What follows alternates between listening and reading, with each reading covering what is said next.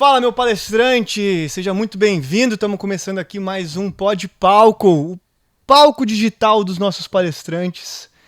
E hoje, aqui do meu lado, temos ele, Jamerson Free, que agora não é mais só um Jamerson Free, agora é um Jamerson Free malhado, não, que tá agora, treinando. Agora tô gostoso, né? Tá gostoso. Eu cansei de ser só lindo, agora eu quero ser gostoso. Lindo e gostoso. Também. Que aí é isso aqui, a trembolona no corpo. Olha como eu tô. É muito isso. bom, seja Comediante bem-vindo. Profissional, aleijado profissional e atleta de fisiculturismo. A partir de setembro. Esse é o próximo estágio. A partir de setembro eu vou estar aí todas no Arnold. É no... Iron na Man. Categoria... Peso micróbio. Universal, né? Micróbio. E aqui, junto com a gente hoje, para conversar com a gente, nós temos ele que decidiu fazer neurocomunicação depois de sua banda ter sido expulsa do bar porque ele fez muito barulho na bateria. Então ele quis aprender a se comunicar melhor ali da sua forma. William Borghetti, seja muito bem-vindo. Que alegria. Prazer tê-lo aqui com a gente. Baterista, isso aí. Baterista. Inclusive quem tá vendo aqui pela aqui, câmera 2 aqui, ó. A gente queria trazer a bateria para poder tocar aqui, mas ficou Isso. muito difícil, então a gente colocou essa daqui atrás. Isso, o cenário... Devia estar atrás dele, né? Homenagem. Tudo bem, O mas... cenário está propício. Não, mas ficou bacana aí, que é a central aqui. Obrigado, é isso mesmo. Boas histórias aí de adolescente, né? Porque o pessoal fala que adolescente de hoje é tudo zoado. Esquece que a gente já foi adolescente é zoado, mas desde que o mundo existe, né?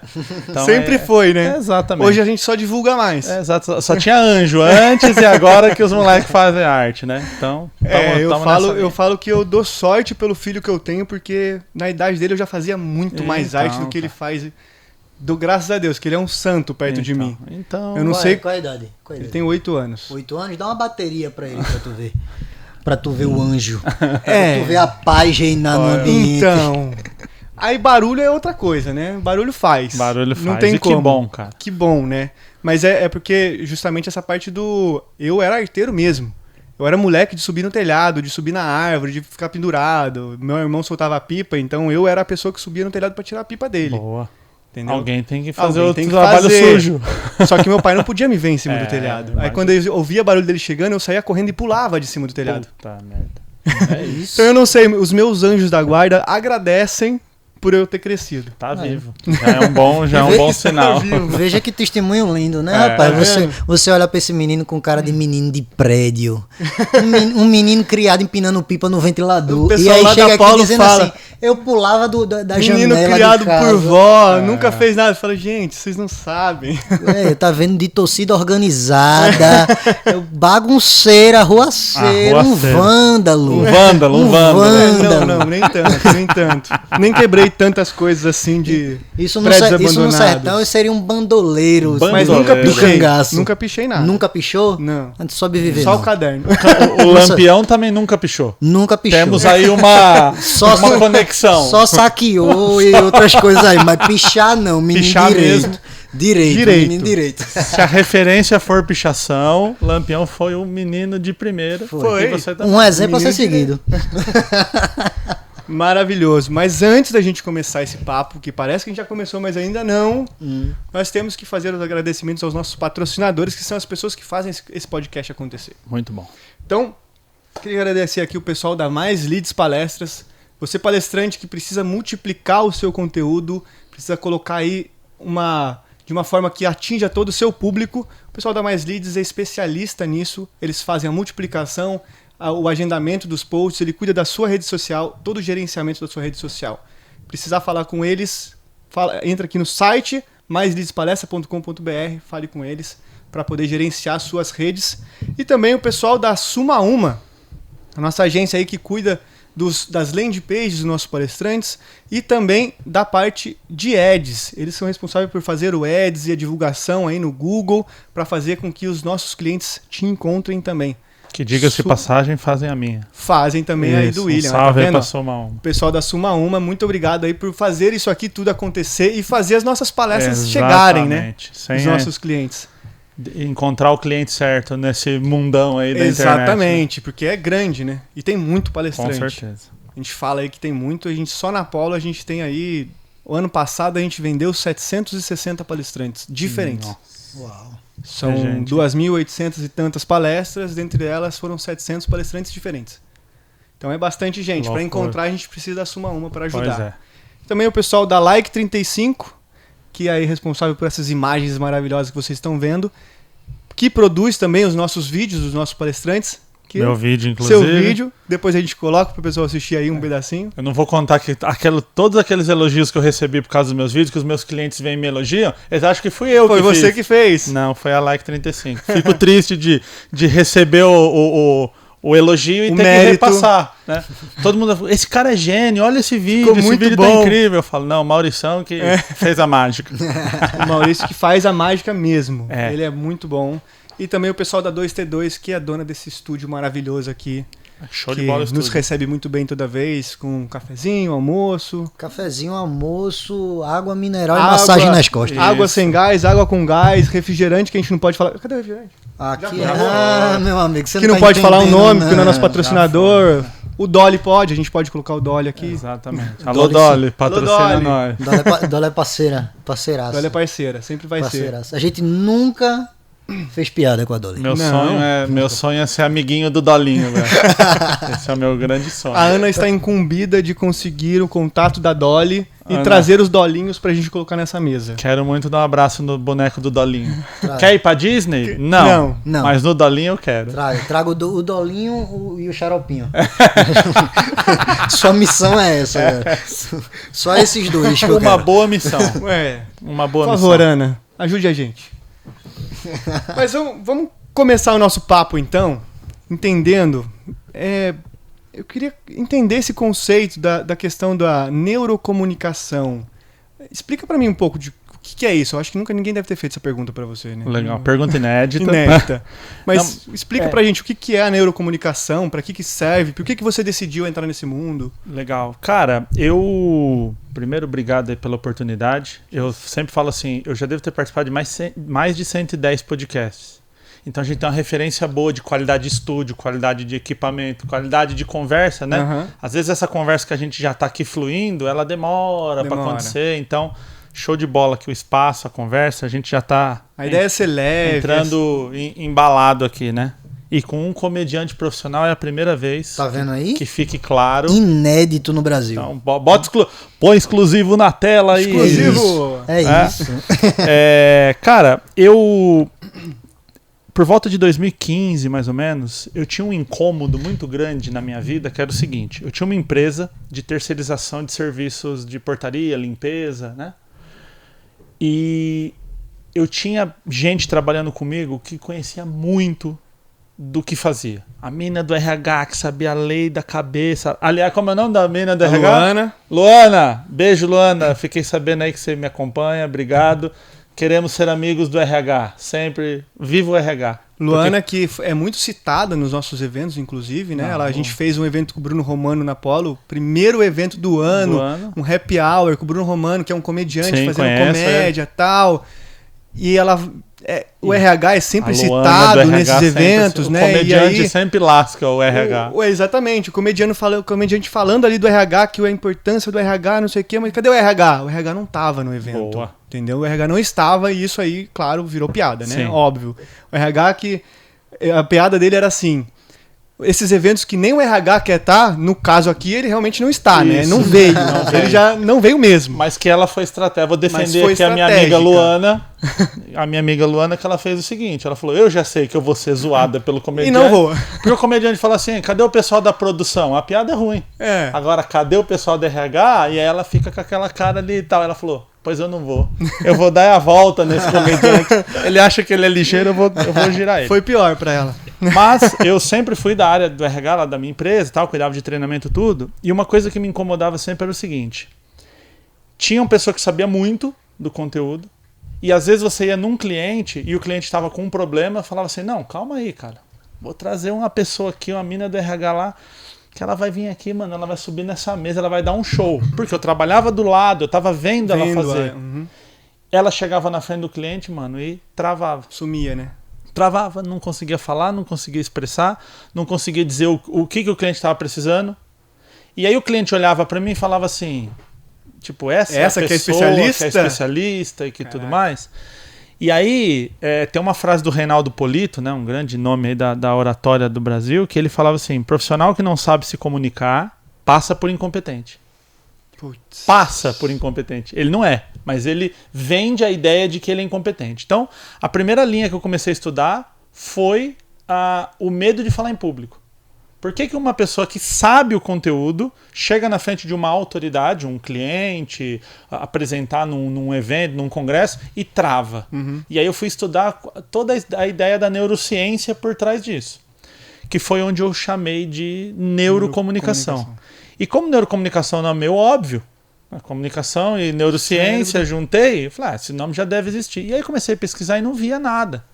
Tanto que eu fui comprar o domínio.com.br, o neurocomunicação.com, neurocomunicação.com.br, o meu YouTube é /neurocomunicação. Então, meio que assim, estava disponível, né? E aí eu fui entender que esses traumas dos adultos que têm dificuldade para se comunicar, ele não foi aprendido adulto. Ele foi aprendido na infância e na adolescência. Isso me levou a estudar o comportamento adolescente, me levou para dentro da sala de aula com os adolescentes e começou a me gerar conteúdo do dia a dia. Aí até o dia que eu fiz o vídeo lá, o fatídico vídeo que o menino não queria tomar banho, eu falei pra mãe, deixa sem tomar banho.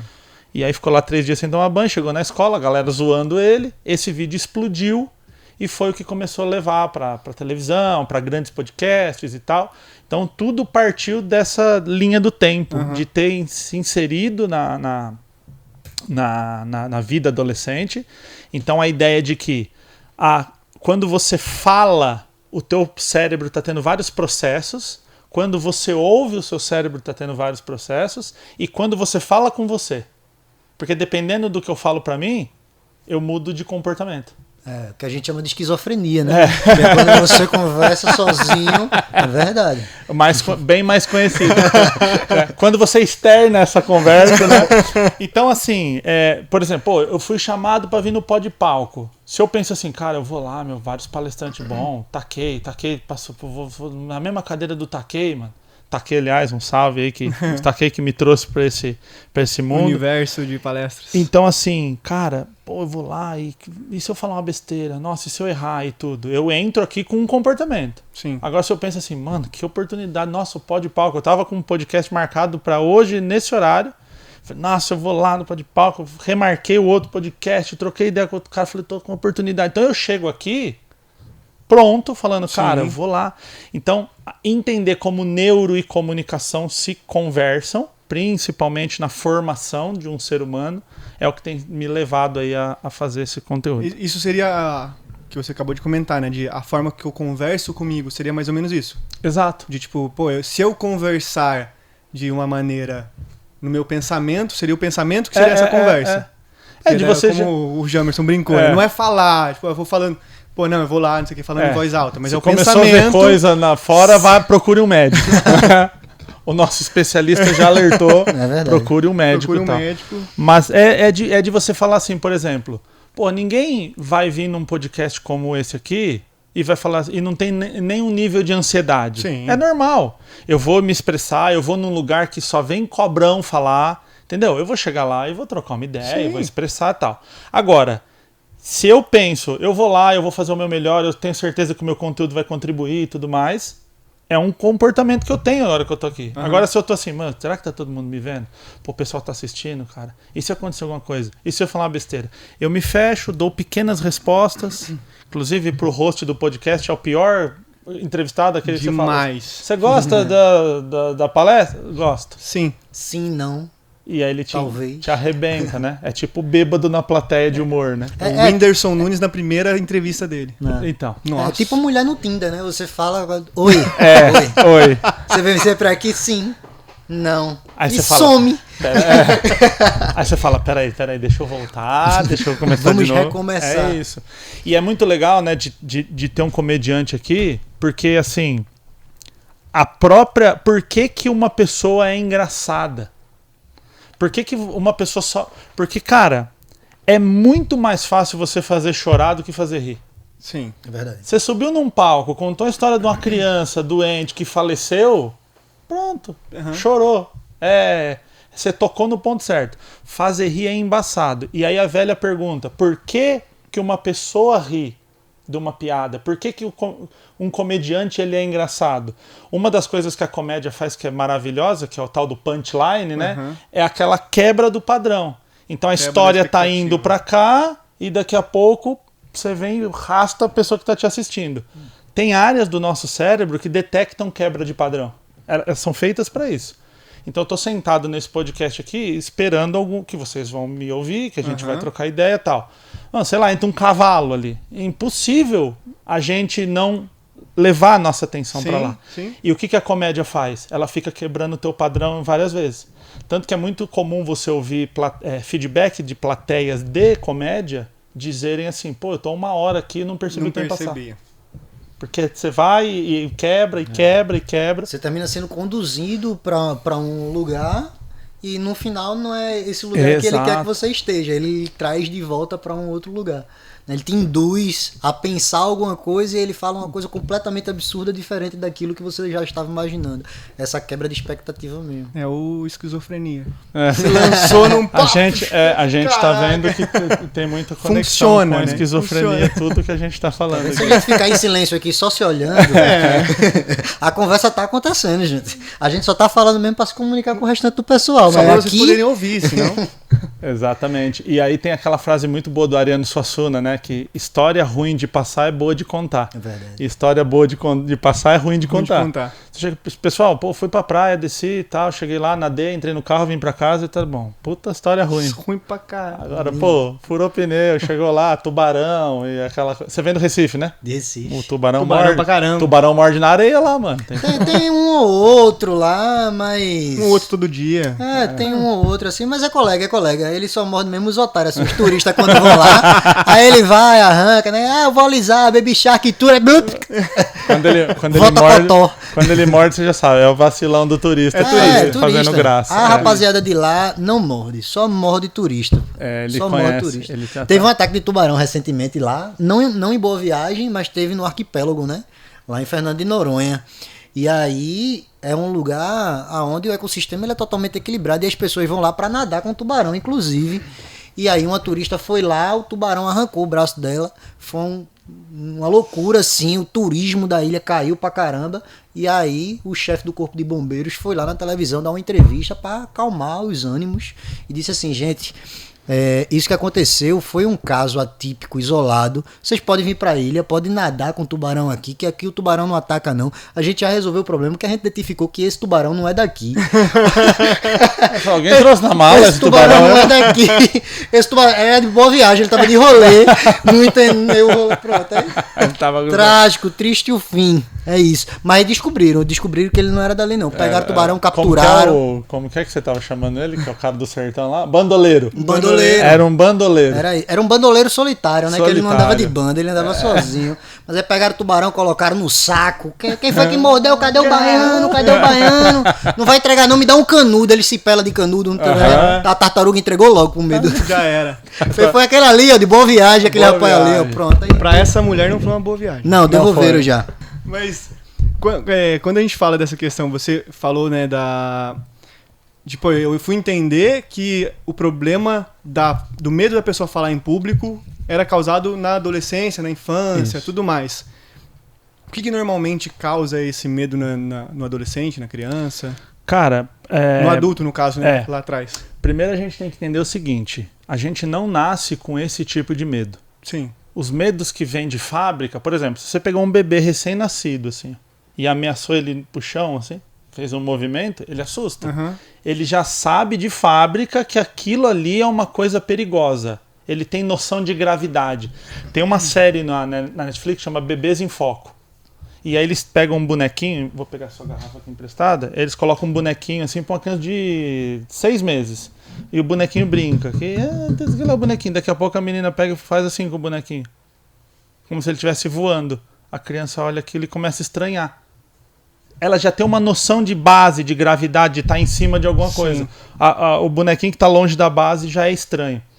Então, são medos que vêm de fábrica. Agora, medo de se expressar é um medo que é aprendido. Adquirido. Ou seja, uma criança ela tá com fome, um bebê tá com fome, ele chora. Ah, mas eu tô no restaurante cheio. Ele não quer saber, ele não tem noção disso, ele chora.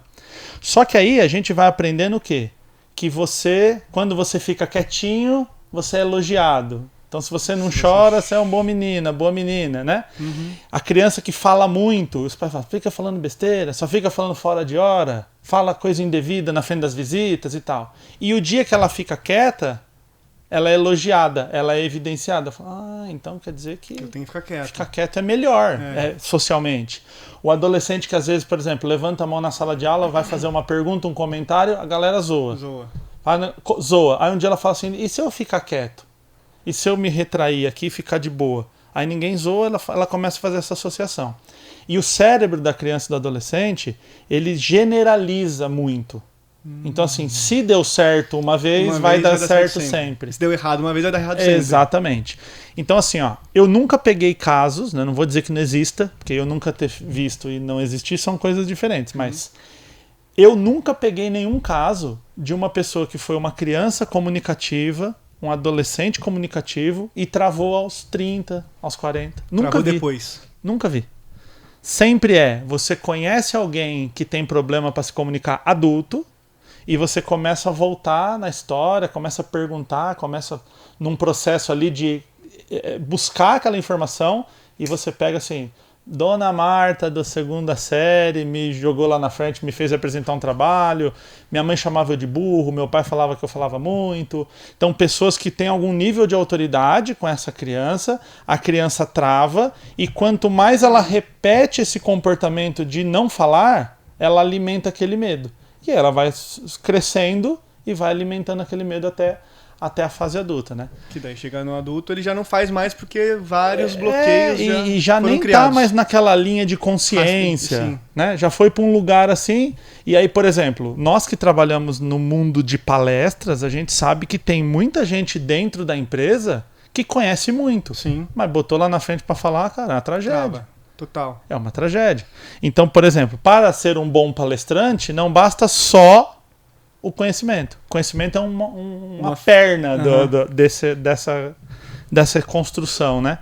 Então, para você ver como que emoção e comunicação elas ficam se conversando. O tempo inteiro. Se eu tô muito à vontade aqui, a gente tá rindo, tá um clima leve, tanto que a gente até perde noção de tempo, né? Tem aquela coisa, tá tão legal que a gente vai interagindo. Se não, a gente tá travado. Tem que tomar cuidado com o que eu falo. E os podcasts... O tempo passa mais devagar? Exato, percepção de tempo total. Tanto que tem muito podcast, o caso do Monark lá, que ficou muito conhecido. O que é aquilo? O cara tá tão à vontade, tava com as cachaças na cabeça, inclusive, né? Empolgado. Tá tão à vontade que até perde o crivo e acha que tá no sofá de casa. Esquece que aquilo tá sendo transmitido para milhares ou milhões de pessoas, né? Legal. Legal não foi legal. Não. Alô, eu gostaria de deixar um recado aqui, seu Alexandre de Moraes, não foi legal. Xandão, não estou dizendo que o Monark foi legal. Tá se explicando logo. Queria só deixar claro que, né?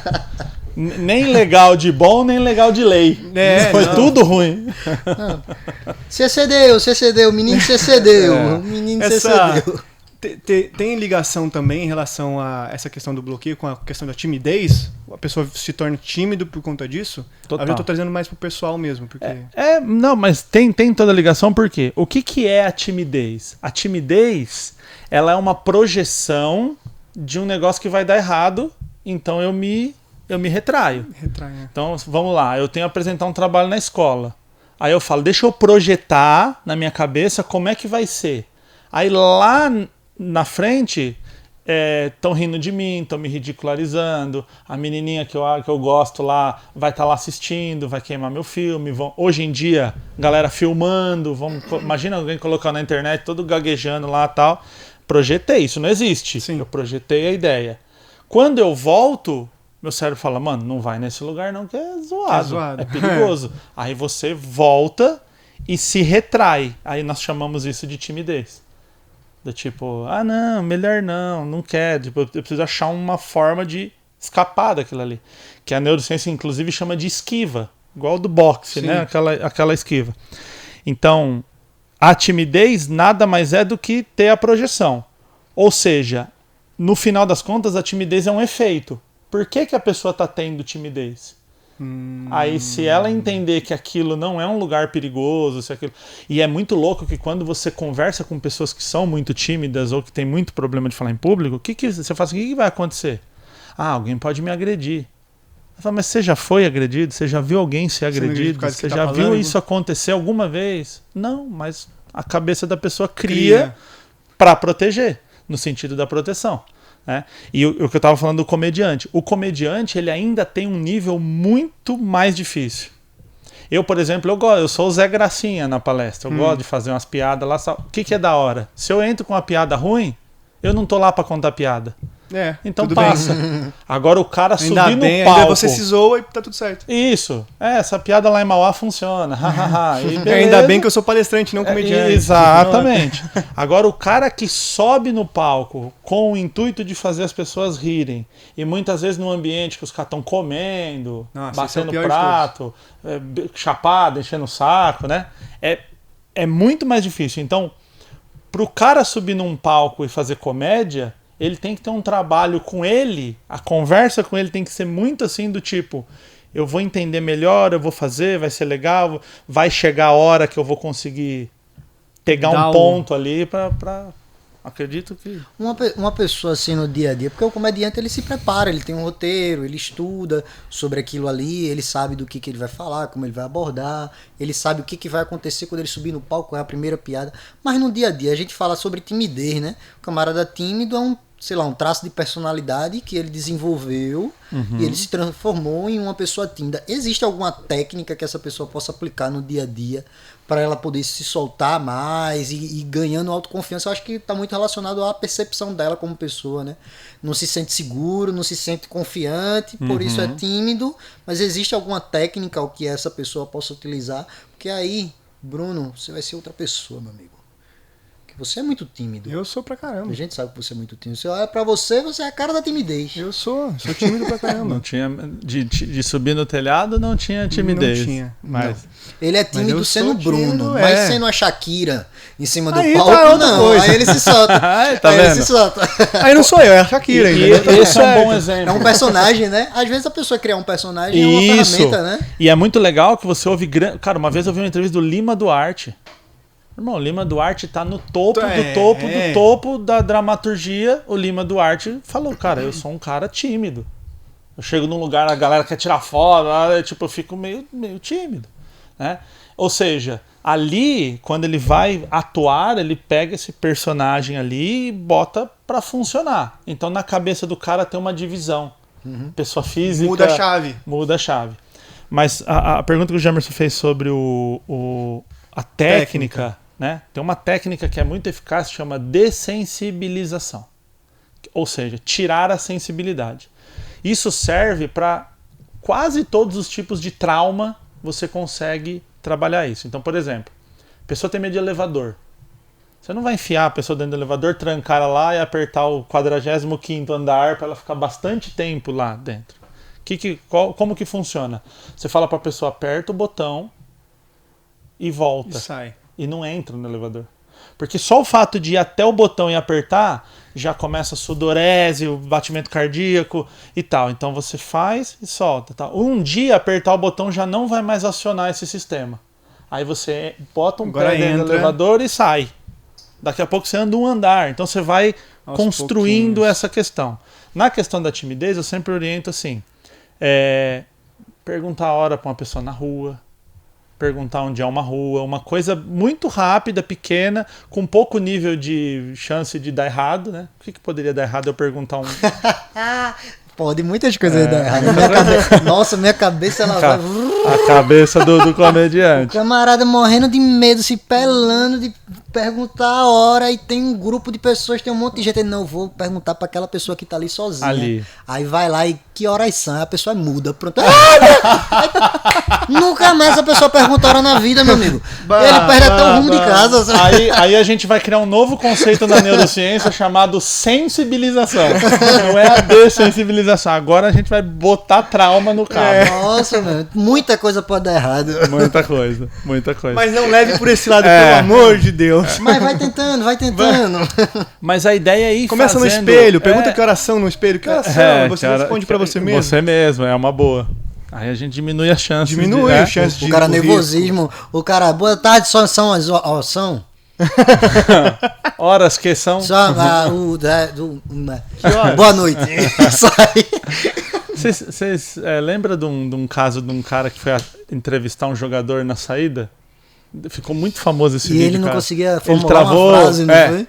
O cara acabou o jogo, ele falou, estamos aqui e tal. E ele nervosão, é o Alex, meu amigo, o Alex. O Alex foi falar com o cara, ele... estamos aqui e tal, boa noite, travou, obrigado. Mano. Ele falou, boa noite, obrigado. E agradeceu o cara, saiu andando. E o cara ficou igual de um Travolta, assim, Ninguém vai me perguntar nada, não. Foi isso. Por quê, cara? A gente tem que lembrar que as emoções, elas têm prioridade na tomada de uma decisão. O divertidamente lá. Sim. Quando o medo ativa, quando a raiva ativa. É só um que toma conta, exatamente daquele jeito. Acabou, exatamente. E ela tem prioridade sobre a consciência. Por quê? Você está num prédio, começou a pegar fogo no prédio. Se você ficar com muito raciocínio, na evolução da espécie, quem ficou pensando muito morreu. Tá vindo um leão. Você fala, esse leão, a juba, é grande ou média? Será que ele vai vir Qual é a de raça? carinho ou vai morder? O que saiu correndo louco para qualquer lado, sobreviveu, se reproduziu. Então o nosso DNA vem dos medrosos, de quem se arriscou menos. Né? Então, nesse contexto, a emoção ela vem, e a emoção é uma coisa que não dá para se controlar. Quando alguém fala assim, controle suas emoções. Emoções são incontroláveis. Ela foi feita para não ser controlada. Porque se te der um medo, é para você sair correndo sem olhar para trás. Não é para você ficar... Eu vou correr, depois lá fora depois eu vejo o que acontece. Eu não sou muito né? de correr, não. Então a gente... Eu encaro, eu sou macho, eu sou mais macho que tem. Eu não vou correr. Um é que eu sou macho, outro é que eu sou manco. Aí Traz a bengala mas pro público. Não fosse... Pronto, essa aqui é minha perna. Um é que eu sou macho, outro é que eu sou manco. Fala. Eu não vou correr, mas eu vou dar no meio da lá. Mas você tem uma arma, nós não temos. É o que a gente costuma dizer, eu não preciso correr não, quem tem que correr é quem vai levar o tiro. Eu vou ficar. Então, nesse contexto, o que a gente pode fazer? A gente pode gerenciar a emoção. No sentido de, cara, eu tô sentindo medo. Que eu vou entrar numa palestra com 1000 pessoas. Ninguém entra numa palestra com 1000 pessoas assim, tudo bem, vou lá e faço de qualquer jeito. Medo vem, sim. Mas aí você gerencia. Fala, pô, que legal que eu tô com medo, tô preparado, seriedade, eu vou entrar para fazer um negócio legal e tal. Então é o gerenciamento ao invés do controle. Falar, eu não quero ter medo. Eu não quero ter raiva, eu não quero... Não dá.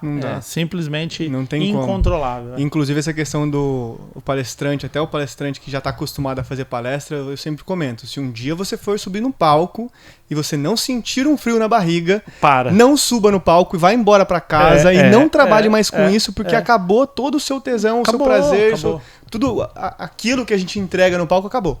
Pode ir embora e aposenta, porque acabou a carreira ali. Porque, cara... Tem aquela emoção, o público é novo, você não conhece, é outro lugar, é outro momento, outro momento da sua vida. Não tem como não ter o frio na barriga de entrar num palco. Então é igual todos os outros, as outras funções, né? O cara que vai entrar numa corrida de Fórmula 1, pô, o cara tá ali tenso, ele tá nervoso, é exatamente isso, né? E é isso que move o cara a ter foco. A fazer mais. Porque um nível de estresse, quando você vê os estudos de estresse e aprendizado, imagina uma curva em U, assim. Então, um tanto dessa curva é benéfica para o estresse. Se passar, não. Aí o teu cérebro fala assim... Por exemplo, uma criança que está sofrendo bullying na escola. Bullying pesado, não é zoeirinha de amigo. Bullying mesmo pesado. Ela está tão preocupada com a própria defesa que ela não consegue prestar atenção na aula. Então, crianças que estão sofrendo bullying começam a ter piora nas notas. Entendi. Só que um tantinho de estresse te foca. Então, esse pequeno estresse que você fala assim, cara, pô, eu tô preparado, tô aqui nervoso, mas vamos lá, focar, não posso me perder a ideia aqui. Esse pequeno estresse te põe num foco Que cara fecha. Tanto que é muito louco que às vezes, faltando 5, 10 minutos para as palestras assim, eu tô lá quietão, braço cruzado, andando pro lado, o pessoal, tá tudo bem? Tá nervoso? Tá tudo bem pra você entrar? Eu falo, cara, tô ótimo. No foco, né? Mas eu tô aqui carregando o Hadouken lá, né? Tô aqui carregando energia, mano. Que eu vou entregar porque ali, na hora que eu entrar, eu entro com os 2 pés na porta. Mas tem que ter. Eu concordo muito com o que você falou, que se você um dia chegar pra uma plateia de 10 pessoas, vou lá falar qualquer coisa lá e tal. Cara, não rola. Lascou. Não fale. Não vai, porque vai ser pior pra você e pro público. Com certeza. Então não faça. E o Jamerson comentou uma coisa de brincadeira, mas realmente eu sou tímido. Mas eu queria entender isso. Porque assim, eu fui muito tímido. Eu tive bloqueios por conta da minha infância. Eu sei de onde vem isso. Os meus pais se mudaram muito na minha infância. Então eu mudei... Foram 22 anos de casamento. Foram 20 anos de casamento. Eu mudei 22 vezes. Nossa. Então era mais de uma por ano. E isso socialmente horrível. Horrível. Na comunidade cigana, isso é muito comum. Todo mundo faz. Minha mãe não era cigana, esse que era o problema. Se você for o cigano Igor, tá tudo bem. Não, a gente não era cigano, não. A gente tinha uma Kombi. Que a gente morava nômade nessa mesmo, Kombi, era cigana, era nômade. A minha mãe, ela tinha isso. A gente já conversou, a gente já acertou os nossos pontos referente a isso. Mas... Cada ano eu estava numa escola diferente. Eu estudei em 10 escolas diferentes. Nossa. Então, para uma criança, isso foi muito traumático para mim na minha infância. E eu realmente, quando eu tinha 17 anos, eu descobri que eu tinha esse problema. Eu descobri sozinho ainda. Na época eu não tinha tanto essa... Vai no psicólogo, essas coisas. O acesso à terapia, né? O acesso era muito difícil. Eu descobri sozinho e consegui tratar sozinho. Eu descobri num dia que a gente saiu da igreja, foi no aniversário. Era aniversário de alguém da igreja. Nem lembro quem era. E... Tava todo mundo lá, os jovens, todo mundo, assim, eu tinha 17 anos. E aí eu tava sentado numa cadeira, que eu costumava bastante ficar sozinho, gostava de ficar sozinho. Tava sentado na cadeira assim, tava todo mundo socializando, meu irmão, com os amigos, todo mundo lá assim. Vieram 2 pessoas, me cumprimentaram. Falaram, oi, tudo bom? Não sei o que, você que é o irmão do Renatinho, né? Não sei o que, então. E me cumprimentou e foi pra lá. Isso ficou na minha cabeça. O irmão do Renatinho. Quando eles saíram, eles foram pra onde o meu irmão estava. E aí eu olhei assim aquilo e falei, cara, eu não quero ser o irmão do Renatinho. Eu quero ser o que o Renatinho é. Ter o amigo dele, ter as coisas. Eu quero ter os meus amigos, eu quero ter a minha personalidade. Não ser o irmão do Renatinho. Biblicamente, essa história aí a gente já conhece, né? Os irmãos do José passaram o rodo nele. Deu problema. Uma inveja triste, rapaz. Eu não passei o pé no Renatinho, no José, mas eu tomei aquilo pra mim e falei, não, eu não quero ser. Eu quero ser igual a ele, então eu vou trabalhar. Aí, dali pra frente, eu comecei a trabalhar essa timidez. E aí eu trabalhei em mim. Mas aí a minha pergunta fica assim, né? Primeiro, a timidez, ela é um estado... Ou ele é uma personalidade? É um estado. Exato. Ninguém é tímido, eu estou tímido. Inclusive, a língua portuguesa ela tem uma coisa muito linda, que é a separação de ser e estar, né? Porque o verbo to be lá, ele bota tudo na mesma caixa. Ser e estar é a mesma palavra, e é meio zoado isso, né? Porque ser e estar são coisas absolutamente diferentes. Por que não é uma personalidade travada e sim um estado? Porque a própria pessoa que se considera tímida, ela não é tímida 100% do tempo em todos os ambientes. Não, verdade. Às vezes ela é tímida na escola, mas em casa ela é desenrolada, ou vice-versa. No trabalho, em casa com os parentes, ela é mais quietinha ali na dela, mas no trabalho ela se desenvolve mais. Né? Então a pessoa está naquele momento, por quê? É o que eu falei. Quando ela projeta que aquele ambiente vai trazer para ela algo negativo, é mais inteligente você dar um passo para trás e se travar. Segura. Né? Então, por exemplo, você está me contando isso, mas eu te conhecendo aqui, você aqui trocando ideia, se eu tivesse que falar, o que você achou da personalidade? Pô, o cara é extrovertido, o cara troca ideia e tal. Porque você está num lugar aqui que está tranquilo, sim. Que você está preparado tecnicamente, está à vontade. Estou na minha zona de conforto. Né? Até pode ser a zona de conforto, mas eu até... É que não é, na verdade, realmente não é. É que a zona de conforto se tornou uma coisa que, tipo, é ruim. Sim. E às vezes, cara, conforto e dor de cabeça, ela não pode ser uma rampa, ela tem que ser um degrau. Porque se a gente só estiver subindo toda hora eu tô fora da minha... É um inferno a vida, né, cara? Então é legal assim, pô, eu me fui fazer um negócio complicado, subi. Agora eu vou dar uma descansada e vou ficar na tal da zona de conforto. Se eu fico no plano ou se eu fico assim, é ruim, é o extremo. A parada é igual uma escada, né? Oscilando. E colocando e tal. Porque também, você vê, né? Agora de manhã eu tava na Jovem Pan fazendo o Morning Show. Lá no Morning Show tem a Helena, que é a diretora do programa.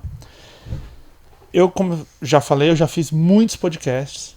Então, o podcast, ele te dá essa oportunidade. E aí, pá, vamos entrar com os patrocinadores. E aí, William, conta a sua história. Como que surgiu a neurocomunicação? E nós vamos aqui, batendo papo. Televisão e rádio, irmão, você tem 5 minutos para trazer um conceito científico lá e tal. Você tem que entrar com a voadora. Todo mundo falando ao mesmo tempo. É uma louça. Exatamente.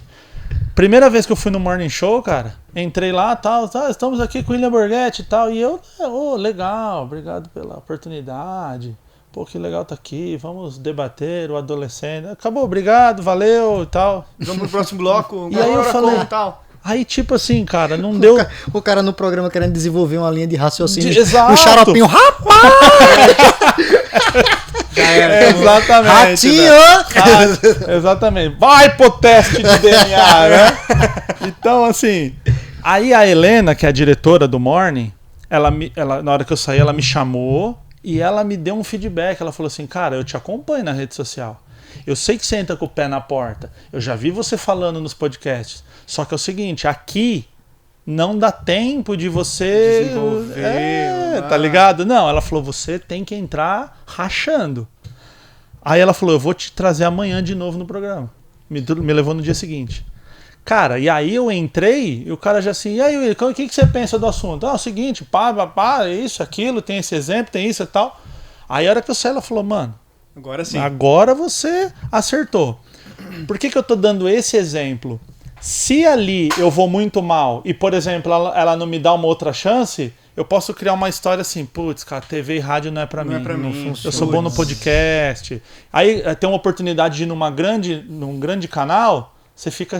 Pô, a minha avó tem karatê hoje, não vai dar pra ir. Você começa a criar umas desculpas absurdas. Tem que dar banho no peixe. Vou levar meu banho pra natação. Nunca mais tomou banho. No tubarão de Boa Viagem. Tem que alisar o tubarão. Tem que alisar. Compromisso hoje à tarde na praia de Boa Viagem. Alisar o tubarão. Alisar o tubarão. Então, assim, aquilo foi providencial para que depois que eu fosse em outras emissoras de TV... A hora que a pessoa falou William Borghetti, mano, já chega igual o Bruce Lee, velho. Já dando... Os 2 pés no peito, exatamente. Embora. Que é o estilo lá. Se você entra num podcast e já racha tudo que tem pra falar no começo, você perde essa coisa da construção. Então olha o entendimento o local que eu tô e como eu vou desenvolver na palestra lá. Pô, se eu tenho 1 hora de palestra... Eu vou abrindo, eu vou trazendo conceitos, eu vou quebrando ideias. Eu sei que você pode estar pensando nisso, mas e se eu te trouxer essa ideia aqui? E aí no final você puxa o que você começou ali e tal, que é uma coisa que inclusive eu aprendi no stand-up. O callback, né? O callback, isso. Tá, trazer lá do começo. Tipo nós falando agora do tubarão, que é um assunto lá do começo, é uma coisa que, né, de assistir os caras do humor e saber. Eu não lembrava o nome que isso técnico. é genial. O callback pra mim é genial. Isso aí é... Então tem Capítulo 1 do primeiro livro de stand-up. Primeira Do página. stand-up, mas pra quem faz isso na palestra, cara, é surreal, porque não tem a ligação natural numa palestra. Pra você fazer um fechamento, né? Sim. E o que eu penso... É muito página de roteiro mesmo assim. Quando você vai desenhar um roteiro, alguns filmes começam assim, né? Começa pelo ele final. entrega alguma coisa importante. Quentin Tarantino. Depois fecha a cena 3 meses antes. Agora vamos começar a desenvolver a história. E aquilo ali vai se transformar em um callback no final ali que o cara vai dizer, agora eu entendi o que aconteceu e tal. Tarantino é gênio de ficar jogando o tempo, né? Volta, sobe, vai pra frente. Mas é pra você ver que... E assim, se eu não compreendo isso e eu não tenho uma boa performance e acho que eu tenho um problema e eu não sou bom, aí eu vou evitar naquele circuito. No podcast já tá funcionando. Sim. Tá rodando. Tanto que é engraçado que quando eu tive a oportunidade de ir no Flow, a galera, mano, eu tô nervoso por você e tal. Você tá nervoso? Eu falo, não, eu tô focado, eu tô com aquele friozinho na barriga, mas eu tô preparado. Sim. Eu tô pronto. Ou seja, me dá... Você tá nervoso? Estou preparado. Estou preparado, estou focado. É aquele nível positivo. Eu não tô em desespero. Sim. Tipo, nossa, mano, que é gostoso ainda. Isso. É gostoso, friozinho na barriga. Digamos que é uma expectativa. É, isso. Diferente de uma ansiedade. Sabe aquela coisa, amanhã eu vou viajar. Você tá ansioso pra viajar? Tô na expectativa. Não, eu não sou ansioso. Eu não me sinto uma pessoa ansiosa. Eu tenho expectativa. Claro, mas legal. Não dormir. Um nível de ansiedade controlado ali, né? Dentro de uma normalidade. Sim. Dentro de uma normalidade. Mas não é uma coisa que te paralisa, não é uma crise, alguma coisa que vai te travar, né? Essa questão que tu falou sobre adaptar, né, o processo. A forma que eu conduzo uma palestra é diferente da forma que eu abordo quando eu estou num podcast, e a forma que eu vou abordar diferente de quando eu estou num programa de rádio. Isso é muito saber fazer a leitura da plateia, saber fazer a leitura de para quem eu vou falar. Acho que como um camarada que estuda e fala sobre neurociência, é muito disso. É para quem eu vou falar, com quem eu vou me comunicar, e eu tenho que me adaptar para poder falar a linguagem daquela pessoa de uma forma que seja acessível e ela consiga compreender, né? Porque se eu falar de forma robótica a mesma coisa e a pessoa disser, não entendi, repete, e eu repetir de forma robótica a mesma coisa, ela vai continuar sem entender. Aí você vai ter que usar exemplos, você vai ter que contar uma história para poder encaixar ela dentro dessa história e ela dizer, agora tá começando a fazer sentido e tal. Então você usa ferramentas de linguagens para poder tornar a mensagem que você quer passar um pouco mais acessível, né? Eu acho que é se adaptar. Exatamente. Inclusive a palavra comunicação, a origem etimológica dela vem do latim communicatio, que significa tornar comum. Eu sei e agora você também sabe. Um feedback que eu mais sinto prazer em receber, assim, e felizmente recebo muitos desse, nossa, eu achei que eu ia vir assistir neurociência e não ia entender nada, porque é complexo, é difícil, e você tornou comum, você tornou acessível. Sim. Porque você chega e fala assim, o adolescente lá, ele tem um axônio, tem um dendrito, tem um núcleo celular, a pessoa fala assim, mano, falou japonês, falar japonês e isso aqui que eu falei é a mesma coisa. Se eu tô numa conferência de neurociência, que a galera tá balizada nisso, legal, vai funcionar. É igual você falar callback pra um cara que nunca sabe. Mas você fala assim, sabe quando o comediante no final eles puxam o negócio do começo, o cara fala, sei, sim, é isso. Callback. Não precisa nem saber o nome. Tanto que quando por exemplo, no meu Instagram, eu tenho um público misto de profissionais, psicólogos, neurocientistas, né, pessoas que conhecem com profundidade, e tenho a mãe do adolescente, que é, sei lá, advogada, tipo de outro rolê. O que eu faço lá? Olha, existe uma área no nosso cérebro que chama córtex cingulado anterior. O córtex cingulado anterior, ele trabalha com quebra de padrão. Ou seja, existe uma área que quando o padrão é alterado do que você espera, o exemplo que eu dei, sabe quando a gente está na sala de aula e alguém abre a porta, a sala inteira olha? A quebra do padrão traz atenção para quem está quebrando o padrão. Por isso que a gente presta tanta atenção em comediante. Porque se o comediante ele passar 10 minutos sem quebrar um padrão, ele fica monótono. Sim. Que é a grande sacada para os palestrantes que nos assistem, os palestrantes de ponta, que é o cara, ele vai quebrando. Gerar as quebras. Reflete isso, pensa nisso. Aí porque a hora que você fala da reflexão, a pessoa fala, nossa, isso faz sentido, ela desarmou, mano, você vem, pau, e bota outra informação em cima, A pessoa olha e fala, caramba, né? Então, assim, a neurociência por si só ela já é muito complexa. Cara, eu tenho professores que têm, assim, 30 anos estudando memória. Ele não está estudando neurociência. Ele está estudando memória. Ele pegou uma parte da neurociência, está 30 anos. Cara. Você faz uma pergunta pro professor, ele fala assim, não tem ideia da resposta. Ele fala assim, eu não lembro. É um gênio, esse camarada é um gênio, meu amigo. Lembro. É isso. Ele tá estudando a área certa. No começo da conversa da gente, você falou sobre aquele camarada que ele é muito técnico, domina muito o processo, entende muito sobre aquilo, mas na hora de se comunicar e passar essa informação e essa carga de conhecimento, ele trava, ele não consegue. Eu acho que aí entra aquilo que a gente estava falando sobre saber se comunicar e saber como falar e como abordar, usar exemplos diferentes. Isso. Porque, meu irmão, eu trabalhei com um camarada que ele era crânio. Eu trabalhei na Hyundai durante 4 anos lá, e tinha um camarada que ele era crânio, ele sabia de tudo, de todos os carros, não só da marca, mas da concorrência, os principais concorrentes, toda a parte técnica, o cara entendia tudo. Sentava na mesa para vender, o cliente dormia, meu amigo. Nossa, ele não conseguia vender nada, ele era horrível vendendo. Mas ele era um Que mais gênio. conhecia do produto. O cara que mais entendia de forma técnica do produto, mas ele não sabia se comunicar. Pois é. Ele vai falar com a moça lá, a moça quer saber quantos litros, meu amigo. Eu quero saber quanto cabe aqui de mala no porta-malas. Eu não vou levar água aqui dentro, é o caminhão pipa, Porta-malas não, tem eu vou comprar um carro. meu 80 litros o porta-malas. Falei, Cabe 80 litros. Cabe 80 garrafas d'água aqui. E aí vem, por exemplo, uma técnica que o palestrante alto nível precisa colocar é o briefing. Você vai trocar ideia lá no Palestra Além do Palco, a gente sempre aprende. Antes de você ir pro palco, você senta com o cara que está te contratando e pergunta: para onde a gente vai levar essa palestra?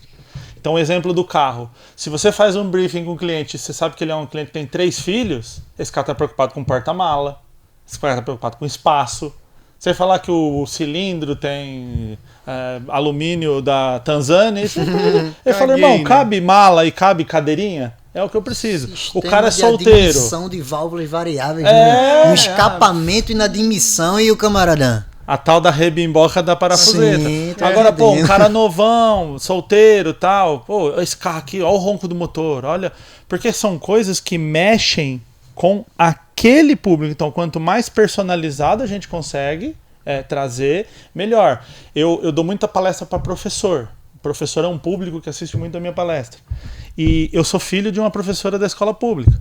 E aí, cara, a piada que nunca falha. Eu chego e falo assim, quem aqui é professor? Na plateia de professor, todo mundo levanta a mão e fala, tudo maluco. Vocês são todos... Antes vocês tiraram de ser professor? Aí dá aquela quebrada na zoeira. Eu falo, e eu, além de ser filho de um professor, eu vivi na pele o que é ser professor, fui lá e fui ser professor também. Porque professor é uma vocação, professor é um negócio. Vocação vem de vocare, de chamado. Então a gente tem um chamado, cara. Eu não quero ser outra coisa. Eu não tenho vocação para entrar num prédio e apagar incêndio. 1 milhão para ser bombeiro, para mim não serve, eu não tenho vocação. Tem vocação para ensinar. Ser professor eu tenho, né? E aí você vai conectando. E essa fala para um público empresarial, que às vezes não funciona, não tem nada a ver, que aí já é outra pegada. Às vezes você está no nível alto, o pessoal está pensando em performance e não em tipo assim, nessa comunicação do dia a dia. Não, eu já me comunico bem. Eu estou falando de subir o nível, de andar num nível assim de altíssima performance. Assertivo. Então, se a gente não entende isso, a gente não entende o público, eu não consigo me comunicar. Que é a mesma coisa que eu falo dos adolescentes. Os pais de adolescentes eu falo, se você fizer um Enem, uma prova sobre o que o teu filho gosta, a música que ele gosta, o filme, a série, quem são as pessoas que ele admira, o que ele pensa sobre vários temas. Se você não sabe isso, como é que você vai se conectar com ele? Então entender isso, e às vezes é um feedback que todo palestrante já escutou, fala assim, porra, mano, mas eu falo todo dia pra esses caras a mesma coisa. Você veio aqui, falou e eles fizeram, eles mudaram de comportamento. Pois é, essa é a nossa profissão. É saber entrar na mente do cara e não ficar dando sermão, né? Ficar falando na cabeça dele ali. É o que a gente sempre fala, que o cliente... Provavelmente o cliente já falou aquilo para a equipe dele, mas ele precisa de alguém que vai falar de uma forma diferente, que vai mudar alguma coisinha para a equipe entender. É sempre assim. Você quer ver uma com um professor, que é muito normal, que eu falo assim, quem aqui já ouviu de um aluno, para que eu vou aprender isso? Aí todo mundo levanta a mão. 1000 professores, 1000 levanta a mão. Aí eu falo, fica com a mão levantada quem respondeu pro aluno essa pergunta. Aí os caras abaixam. Todo mundo abaixa. Porra, se o seu aluno tá perguntando pra que eu vou aprender isso, o mínimo que você tem que fazer é responder pra ele por que ele vai aprender isso. Verdade. É o mínimo. Pra que eu vou aprender sociologia? Pra ser professor de sociologia, meu amigo. Como é que você vai ensinar os próximos? Os próximos. Ontem eu tive uma aula, eu sou aluno especial do mestrado lá na UFABC, na Federal do BC de Neurociência, e tinha um sociólogo fazendo a matéria com a gente. E aí foi o primeiro dia, foi a apresentação da galera e o cara era sociólogo. Primeira pergunta que veio na minha cabeça. O que esse cara tá fazendo aqui? Tipo, o que um sociólogo tá fazendo num curso de neurociência? E aí, mano, ele deu uma resposta assim linda. Ele falou, eu entendo de comportamento social. Eu quero entender a biologia desse comportamento. Por que as pessoas fazem isso? Por que eles se comportam dessa forma? Só que por dentro do cérebro. Eu entendo que é um comportamento. Agora eu quero saber onde o neurônio que liga, a área que faz e essa coisa toda. Falei, maravilhoso. Maravilhoso. Mas a Bhaskara que a galera pega no pé, né? Pô, pra que eu aprendi Bhaskara? Bhaskara deve ter alguma função. Ela alguma não coisa, tá pra alguma pra coisa alguma serve. coisa ela serve. Pra passar no Vocês vestibular. não sabem pra que serve Bhaskara, não? Pra passar sei. no vestibular. Vocês não sabem pra que serve Bhaskara? Não sei. Pra se amostrar, meu amigo. Você sabe. Eu sei Bhaskara, meu amigo. Menos B mais ou menos raiz quadrada de menos 4AC sobre 2A. Aí, Acabou, ó, gênio. Você sabe Bhaskara, você já tá na frente de qualquer coisa, meu amigo. Chega na gatinha e diz assim, você sabe a fórmula de Bhaskara. Chega pra ela e fala assim, ó, menos B, mais ou menos, raiz quadrada. Pronto, É, tu mandou acabou. essa, meu amigo. Olha, no nada a foto dela sumindo no WhatsApp. Acabou. Acabou, já vai. Tem igual aquela conversa que fala que tava o Chaplin, o Charles Chaplin e o Albert Einstein conversando, e o Chaplin falou: as pessoas te acham gênio por uma coisa que elas não entendem. Porque todo mundo fala assim, não, o Einstein é gênio, né, mano? E igual a MC ao quadrado. Você fala, muito bem, o que é isso? Aí ninguém sabe explicar. Teoria da relatividade, ninguém sabe explicar. E aí ele fala pro Chaplin, e você que nem falava, era mudo, e as pessoas te acham genial, né? Por quê? Porque quando você encaixa aquela comunicação e alguém vê valor, vê aplicação prática naquilo, e principalmente o nosso papel dentro de empresas, de escolas, de fazer as pessoas mudarem de comportamento, por isso que ser palestrante não adianta só saber. Não adianta só falar, falar bem, pessoa que se comunica. Tem que ter esse conjunto de eu sei o que eu tô falando, eu tenho embasamento técnico, eu sei como falar, eu sei como adaptar para cada público, porque a hora que você sai e as pessoas mudam de comportamento e a empresa sobe o resultado, aquele teu cachê vira uma moeda. Nada. Então, o cara fala, mano, só o que essa equipe fez, dá para contratar esse cara 10 vezes. Traz de novo porque Exatamente. funcionou, então vamos fazer de novo. Isso é... Isso. O Maurício já começa. Estamos sendo rodeados aqui. O Maurício já está finalizando o nosso podcast. Mas é isso. Olha, eu hoje aprendi muita coisa, viu? Nossa senhora, aprendi que não dá pra alisar tubarão. Não dá. Não dá, aprendi que a fórmula de Bhaskara é uma ferramenta De chaveco conquista. flerte poderoso, mas nada é mais importante do que o callback. E que Boa. que tá tudo bem ser esquizofrênico, tá tudo certo. Exato. isso. E a esquizofrenia tá na nossa vida. Tudo bem você falar E que sozinho. o Tinder tinha que dar um treinamento para os usuários de Bhaskara. É isso. Porque você vai Ensinar a galera. Você não, vai daí entrar no chat ali, você vai dar diminuir show. Pô, vai atrapalhar Vai. meu... dar. É, a minha performance. Não, Você calma tem aí, que calma saber se comunicar com o seu Não público. saia- Basicamente é isso. Chegou na gatinha e disse, você sabe a fórmula de Bhaskara? Ela disse, não, você diz burra e bloqueia. Saber se comunicar. Não é o meu público-alvo. Saber se... Mas é verdade isso aqui, né? Porque Seu foi exatamente Lunga. o que a gente Seu falou. Lunga. A gente ideia. precisa saber se comunicar pro nosso público-alvo. Ponto. Basicamente isso. E de novo, o que é comunicação? Tornar comum. Aham. Eu só torno comum quando eu vou entendo o que eu vou falar para aquela pessoa. E aquela pessoa me entende. Exatamente. Quando eu vou uma plateia de criança. Uma vez Adianta eu tava falar de numa Bhaskara? live, eu tava numa live e uma criança, eu tava fazendo uma live com a aluna e a filha dela de 2 anos entrou na live. E ficou assistindo. Aí eu tenho um neurônio de pelúcia. E aí eu mostrei pra ela e falei assim: você sabia que tem um monte desse dentro da sua cabecinha? Olha Eu isso. disse, é isso. Pronto. Pra 5 anos, se eu falo isso, fica bobo. Mas pra 2 funciona. Tô Funciona. vendo que loucura. É isso. E É isso. a... Temos que aprender Estamos essas sentindo técnicas. aqui É a Pode. questão, a questão do entendimento lá do Maurício, né? Da filha dele. Perfeito. Que é a questão de, poxa, qual que foi o O momento... que é pra aquela pessoa importante? Aham. Né? Conta a Contextualizar a história, galera, conta né? essa história pra gente. O Maurício, nosso segurança aqui, ó. Já tá pedindo pra gente finalizar, mas Eu vou- essa história especial... Agora a gente foi na filha Foi dele. na filha, aham. Lascamos ele agora. Mais né? meia horinha. Não, que ele me contou que ele levou ela pra Disney. Foi lá na Princesa, foi no rolê, toda a beleza da Disney, ela com Castelos, 6 anos. princesas, fogos, tudo mais. Tudo aquilo. E aí foi perguntado pra ela o que foi a parte mais legal da viagem. Ela falou: eu fui com o papai na lavanderia, levamos a roupa, apertamos o botão, ficamos olhando se a roupa As roupas estava pronta, chacoalhando. né? Tiramos a roupa ali da máquina de lavar, levamos pro quarto e tal. Ou seja, estar junto com o pai, se sentindo útil, fazendo pra ela, aquilo é valor. Na nossa visão de adulto, pô, é Disney, eu gastei, comprei primeira classe, paguei o brinquedo mais caro. E ela, tipo, pra ela, assim, estar naquele momento com o pai foi o ápice.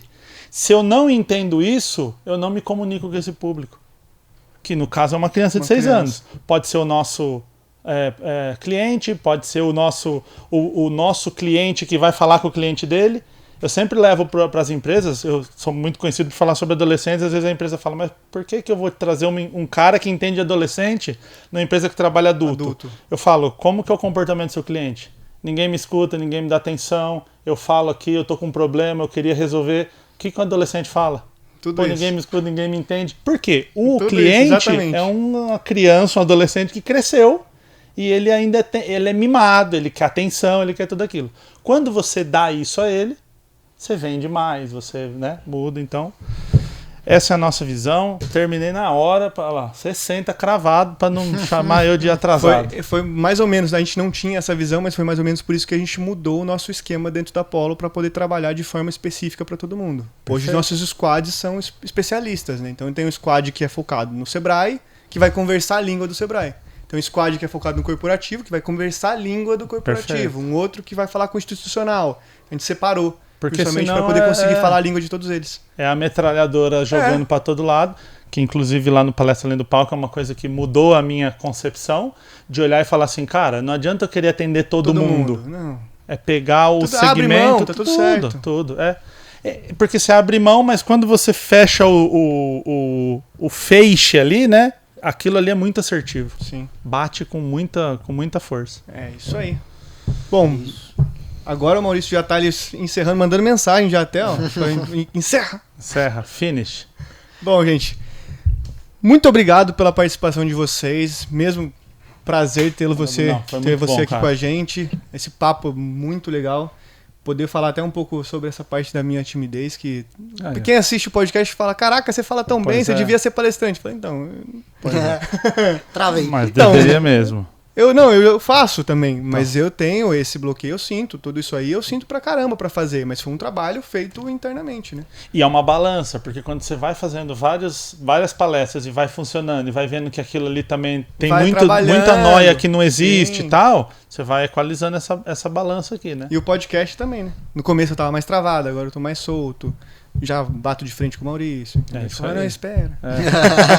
No começo não, acabou, tá bom, acabou, tá. O Maurício vai chutar a tomada, certeza. Jamerson, que é isso, meu valeu, meu irmão. Eu que agradeço, é sempre um prazer estar aqui, foi muito bom te conhecer. Obrigado, e sempre fala aí pra gente como que a galera te encontra nas redes. Me encontra? Tá, tem o meu Instagram lá, é pobrefree. Pobre de pobre, free de liso, tô lá. Aí você pode me seguir, ver um bocado de vídeo de stand-up, tem reels que eu posto toda semana, tem meu conteúdo diário, tem link lá pra assinar meu OnlyFans, tem todos tem lá. Tem a zoeira com Pobre o Free, aí lá tem o canal do YouTube, tem tudo, é só alegria. Agora você tem que lançar um plano pago, que seria o Pobre Platinum. Sai do Pobre já Free, não é free, né? Premium Plus. Pobre Premium Plus, é isso, mas é isso. Vamos lá. E William, como que a galera te encontra nas redes? William Borghetti em todas as redes, mano. Instagram, LinkedIn, Facebook, Orkut, CQ. Tô em todas as redes como William Borghetti. 234892040 é o meu número. Segue lá, bota lá, adiciona. Agora o William Borghetti é péssimo de escrever, de acertar as letras, então se você colocar neurocomunicação tudo junto lá na busca da rede social, já vai cair no meu, principalmente no Instagram. Mas William Borghetti aparece no Google ali em primeiro lugar, eu já fiz a busca. O meu, aparece. Muito bom. A gente faz a busca que o nosso cliente vai fazer. Então exatamente. A gente tem que colocar lá pra gente poder... Deixa eu ver se esse cabra... Se vai aparecer pros clientes, a gente faz isso. E se tiver aparecendo um OnlyFans, não é meu, é algum fake, diferente do Gemerson. Inclusive, a gente quer trazer o OnlyFans pra cá. Muito bom. A gente quer fazer com que o OnlyFans chegue até a gente pra gente poder trazer o canal de exclusividade, que muito é isso bom. Que é a ideia do OnlyFans, né? Que não é vender... material. Foi deturpada a ideia? Foi deturpada. No Brasil, né? Obviamente. É claro. Aqui brasileiro fazendo... Olha o que a gente faz com o mau sushi. Mau uso das coisas. Olha o que a gente faz com o sushi. Com hambúrguer. A gente ia fazer com o OnlyFans. Claro. O OnlyFans ele foi criado para poder ser uma rede de fã. Então a Anitta vai lançar um hit e ela lança primeiro pros fãs dela que estão pagando para poder ver. E depois lança no negócio no mercado aberto. Do pezinho. E virou pack do pezinho. Muito bom. Que é muito mais da hora, né? É. Eu não quero ouvir... brasileiro é muito mais legal. Eu quero ver outra coisa. Que mané cantar, meu amigo. Bora. Vambora, gente. Valeu. Obrigado pra você que tá aqui com a gente até agora. Não se esquece, compartilha esse vídeo com alguém que precisa melhorar sua comunicação com o seu público. Se é você que é palestrante, está começando agora também, seja muito bem-vindo. Não esquece, compartilha, comenta, curte e se inscreve no nosso canal. Até o próximo, um abraço, tchau, tchau, galera. Valeu!